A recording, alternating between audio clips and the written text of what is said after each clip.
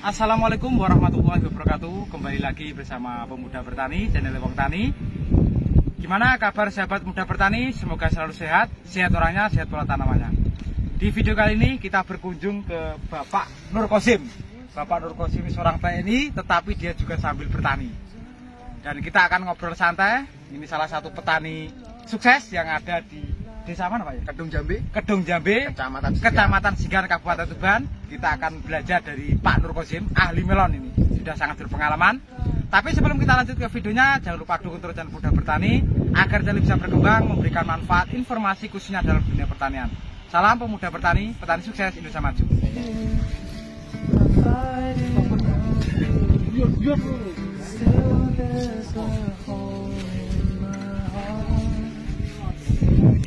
Pak Nur Qosim, nah ini kita mau ngobrol santai sama Pak Nur Qosim, khususnya tentang tanaman melon.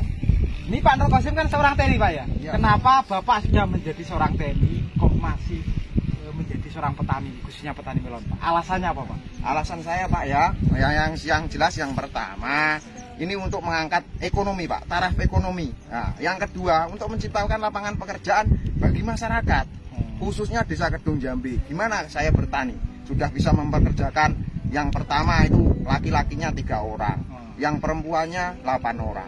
Kan untuk meningkatkan taraf ekonomi mereka Pak. Jadi setidaknya membantu masyarakat sekitar ya, membantu masyarakat sekitarnya.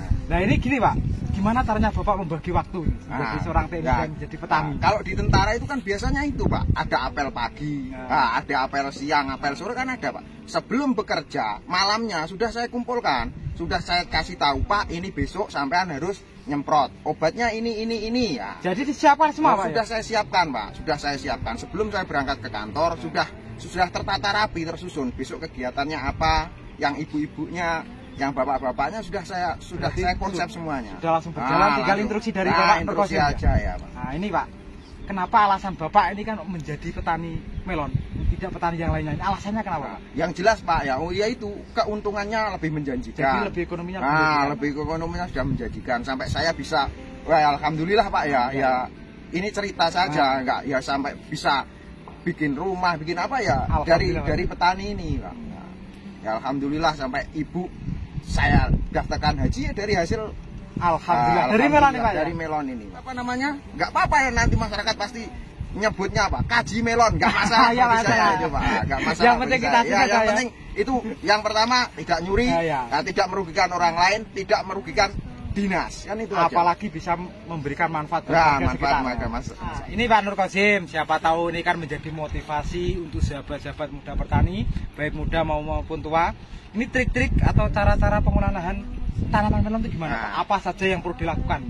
Yang pertama Pak ya lahan kita siapkan dulu, mulai dari penggalian ya. Kalau orang Jawa, orang Kedung Jambe khususnya diguluti. Gulutan. Habis digulutan itu ditabur pupuk NPK itu pupuk dasar itu pupuk dasar. Sebelum kita pasang mulsa, kita tabur pupuk dasar dulu. Pupuk dasar NPK. NPK ya mungkin bisa Ponska, bisa SP. Tergantung lah itu kesukaan. Mungkin tinggal lihat kondisi kesuburan tanah di wilayah masing-masing. Nah, yang ketiga habis itu Pak, habis itu kita semprot ya, untuk membasmi hama-hama kayak jangkrik apa. Jamur atau insek berarti? Insek Pak. Insektisida sejenis apalah kayak itu. Insektisida intinya habis itu baru kita tutup mulsa.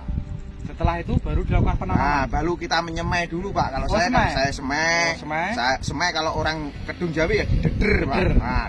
Itu dari deder pindah ke tanaman ke gulutan berapa hari? Biasanya itu 5 hari. 5 hari sudah bisa dipindah ya? Ya sudah bisa saya pindah. 5 hari saya pindah. Habis itu baru pola pemupukan. Kita sekarang itu jalan-jalan Pak, lihat tanaman melonnya Bapak Nur Qosim sekarang gimana? Ini umur berapa bisa dijelaskan? Ayo Beb.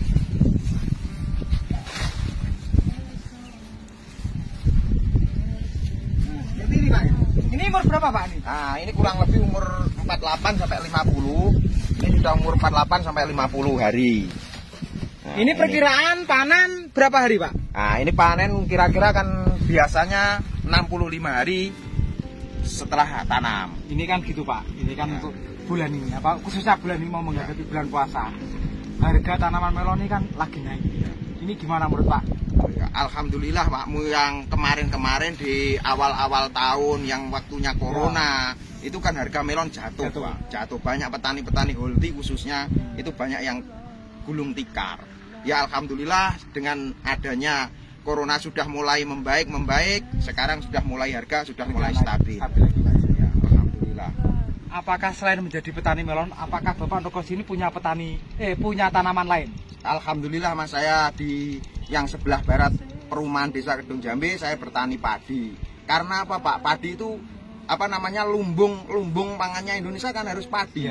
Nah itu mungkin Pak kalau saya imbangi. Kalau mungkin waktu saya tanam melon gagal kan masih ada yang membantu padi. Jadi saling melengkapi. Makanya Pak tani, artinya tani kan itu Pak. Tani itu ngeratani. Kalau tani itu ngeratani Pak. Ya, sama aja Pak. Ini wong Jawa kan diarani lemah. Nek dilem ya mama. Nek dilem berarti dipuja-puja dia akan makan. Akan memberikan manfaat kepada kita. Inilah ilmu dari Pak Nurkosi ini dia memahami apa itu namanya pepatah-pepatah Jawa dia pakai itu. Katakan melon asal usulnya gimana Pak? Enggak tahu Pak ya. Katanya kalau orang-orang kok tanam melon. Melon itu gak roh pribasane apa piye wong Jawa iku. Mire alon-alon jarine. Kayak itu salah itu bagi saya salah itu, salah fatal bagi saya. Melon kalau saya, ini pendapat saya pribadi. Iya Pak. Mena alon-alon. Nah, itu. Kalau mire alon-alon itu salah Pak ya? Salah. Itu manajemennya yang salah. Berarti dia sebelum bertarung sudah kalah. Sudah kalah. Melon itu menake alon-alon. Yo aja diget-get Mas. Mungkin kita nanam 1/4 hektar sukses. Akhirnya kan menggebu-gebu nanam lagi 2 hektar. Nah, modalnya nggak sampai akhirnya kalah. Itu jadinya ya bener mire alon-alon. Nah, kalau saya pribadi ya menak alon-alon. Ini kan tanaman melon sudah besar. Ini mau tahu pupuknya itu menggunakan apa, gimana pola penyemprotannya gimana? Nah, kalau mulai awal Mas ya, kalau biasanya saya itu mulai HST itu 12 hari setelah tanam. Setelah pindah tanam, sudah saya pupuk ya toh. Nah, sudah saya pupuk yang menggunakan NPK Yaramila, MKP, KNU putih itu sudah saya masukkan. Nah, setelah itu di umur 17, nah itu sudah saya pupuk lagi. Pemupukan kedua. Kalau memang jenis seperti ini Mas, susahnya gimana? Kalau terlalu subur ya seperti inilah. Buahnya di atas. Nah, ini biasanya kan dia subur. Faktor subur Mas. Nah, faktor subur akhirnya N-nya terlalu berlebih, yang ranting bawah ini nggak mau tumbuh. Dia jatuh dengan sendirinya. Itu terlalu N-nya berlebih. Berarti emang dia unsur makronya harus seimbang. Ya, harus antara seimbang. NP dan K-nya harus seimbang. Dengan kita aplikasi dengan ini Mas, pupuk cair. Pupuk buah. Penyemprotan ya? Mulai penyemprotan itu harus kita masukkan.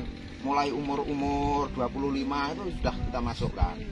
Dan ini untuk Pak Nurkosi ini tanam berapa pes ini? Nah, ini alhamdulillah saya tanam 12 pes, kurang lebihnya 6.000 pohon. Nah, kalau untuk harga saat ini perkiraan saja Pak ini, berapa ini? Perkiraan sekarang ini kalau kisaran antara 6.000 sampai 7.000 per kilo. Nah, tinggal kita menghitung. Biasanya kalau sistem di sini kan tebas, Pak. Oh, tebas ya. Nah, kalau saya biasanya 6.000 kali satu buah itu 1,5. Tinggal kita hitung. 1 kilo lebih berarti. Nah, 1 kilo lebih, 1,5 kilo. Berarti tinggal menghitung. Nah, itu nanti hasilnya berapa kita kalikan dengan harga yang sekarang. Berarti kita sudah bisa kalkulasi sendiri. Bisa kalkulasi sendiri. Kira-kira saya tawarkan berapa?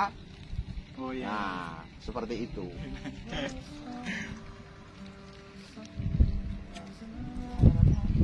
Cara penjualannya. Oh iya. Pak Nurkosi, banyak sekali ini orang bertani, tapi kadang-kadang itu susah dalam penjualannya atau manajemennya itu gimana untuk penjualannya Pak Nurkosi? Alhamdulillah Pak, saya sudah punya link teman-teman yang penjual maupun pembeli, maksudnya ada yang pembeli itu biasanya saya sudah punya. Berarti tidak khawatir Pak ya? Oh tidak khawatir, saya tanam berapapun hektar, saya siap untuk mencari pembeli. Soalnya itu juga penting Pak. Soalnya petani hortikultura memang penting. Siap untuk membeli. Kayak begini tuh bauannya Pak, di awal-awal puasa ini bauannya yang udah nawar-nawar. Ada melon Pak, ada melon. Nah, itu bauannya. Nah, itulah kelebihan, mungkin dia percaya kepada saya karena saya anggota mungkin. Nah, jadinya dia sering Pak nanya-nanya masalah buah. Sudah biasa jadi petani melon sudah juga. biasa. Sudah tahu jadi karakternya, Ya. dia sudah percaya Pak ya. Sudah percaya Pak. Biasanya itu sudah pokoknya gampang lah. Nah, Pak. biasanya ini Mas, kalau saya biasanya tanam, kalau awal-awal ini saya suka pertiwi. Bibitnya jenis pertiwi. Kelebihannya Pak? Nah, kelebihannya yang pertama genjah.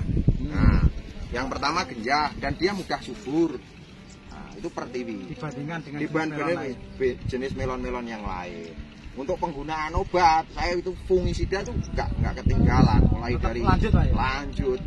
Tandem itu tiap hari pokoknya. Andalan tandem. Andalan bagi saya untuk tandem. Ini untuk Pak Ya, Nur Qasim ini bisa. Andalan tandem. Andalan tandem dengan klonil yang bubukannya tuh kloronil. Nah, bahan aktifnya apa? Klorotalon ini. Ya, bahan aktifnya klorotalonil. Andalannya tandem. Andalannya tandem saya. Ya, apapun bentuknya tetap tandem. Ini potongannya ya promosi obat Pak Nur Qasim ini. Ya alhamdulillah yang sering biasanya yang ngasih wawasan itu kan saya sering sharing tuh Pak. Sering kelebihan dan keunggulan itu kan sering. Ya, mulai dari jenis-jenis insek apa ya. Ya memang boleh aja, tinggal terserah lah petani tinggal memilih. Ya. Kan bisa membedakan mana yang baik. Semuanya tergantung selera. Karena sekarang produk pertanian itu banyak. Ya, banyak sekali Pak yang menjanjikan itu.